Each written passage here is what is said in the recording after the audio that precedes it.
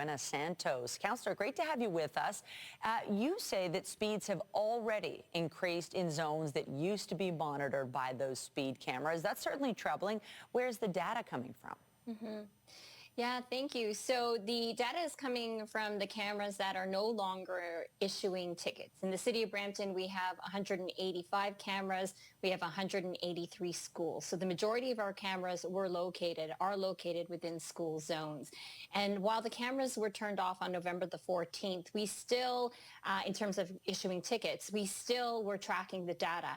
And what we are seeing is that drivers, as soon as those cameras were turned off, the drivers, in terms of driving 11 kilometers an hour or over, has doubled. So people are now driving well beyond the speed limit based on the cameras now being off. Now, we heard Olivia Chow there, Toronto's mayor, talking about signs and only having received 20 of them. In Brampton, have you also received signs from the province? What's the latest for your team there? Well, yesterday at Committee of Council, we did have a sign that was brought to Committee of Council so that we could see how large they are. And I will say that in my 5-inch platform boots, I felt like a little bit like an elf on the shelf next to the sign itself. And size does matter. And in this case, these signs are extremely large. They're quite oversized. And the concerning thing here is that they could cause blind spots. Kids, you wouldn't be able to see them behind these very large signs. Drivers wouldn't be able to see them if they're backing out of their driveway next to a school, for example. And on windy days like today, you know, these signs could just fall off and hit a car, hit a person. So I don't think this was really well thought through. Now, the city of Brampton has already provided over the past couple of weeks feedback to the province about our concerns. Clearly, we can't implement these things in all the school zones where there were once cameras.